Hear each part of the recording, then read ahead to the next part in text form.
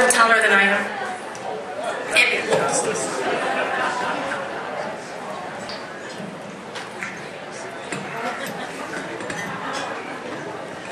Okay, I'm not quite that short. A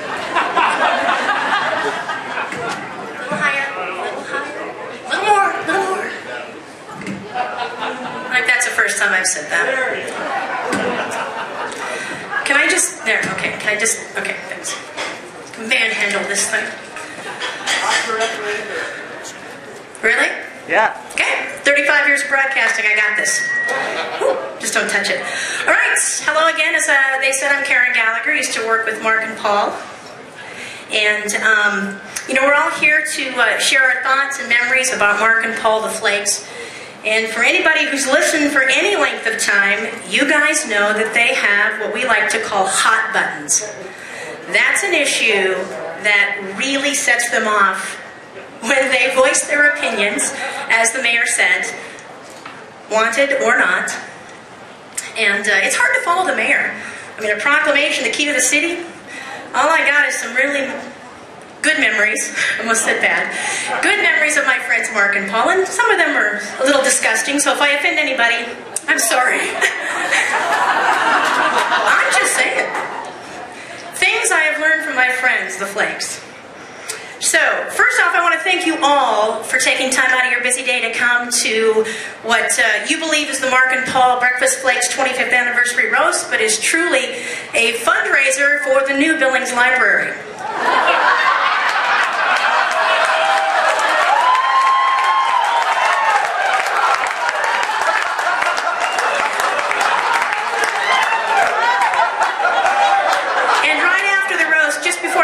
We're going to be raffling off some iTunes gift cards. That will help defray the cost of construction, which we're about $12 million shy of. And we're hoping eventually you can get a new library in the Heights as well. And in my hand I have a complimentary map of all of the bike trails in Billings, which you can pick up right after the roast, and I'm sure the Flakes will gladly autograph that for you. Let's not even get started on legalized marijuana, the school system, and the county commissioners, which we do love, by the way. Seriously, though, I can't believe, guys, it's been 25 years. It seems like just yesterday that we were 20-something, or 30-something, Paul, at the World by the Tail. It seems like just a few days ago that we were wearing tuxedos to every freaking remote we went to, hosting free listener concerts, sitting on top of Denny Menholt to sell a bunch of cars for Montana Fair, or traveling around to play the Cat Country Basketball All-Stars. Also schooling all those young kids how to politely turn their hat around through their ass out in the parking lot, Mark. Also showing young boys in Huntley and Warden what a foul truly looks like. I was going to talk about all the changes over the years that Cat Country has gone through. The ownership, the employees, but once I started going, I realized we are on a time frame here, so I probably should just get to some of the things I remember about my friends Mark and Paul.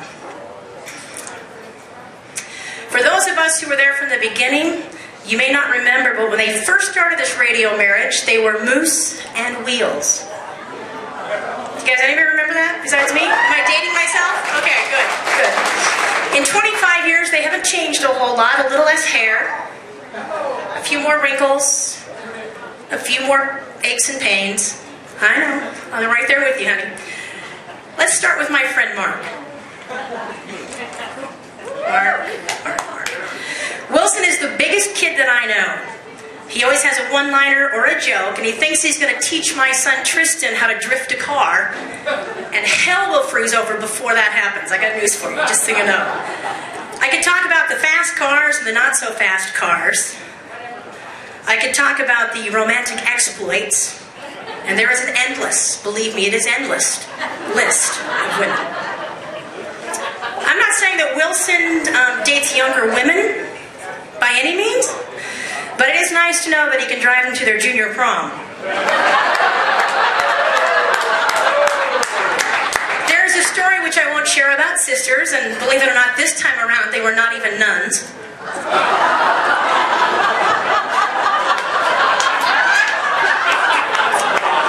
You're going to hear my friend Mark talk about Paul's farmerisms. Well, my friend Mark has a couple dandies of his own that he likes to use, and I'm going to clean these up like he does the joke, like the punchline segment on their show. Are you ready?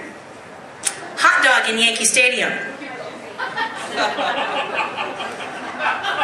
Your sister is than you. It's your fault, the sides. Let go of her. She knows what she's doing.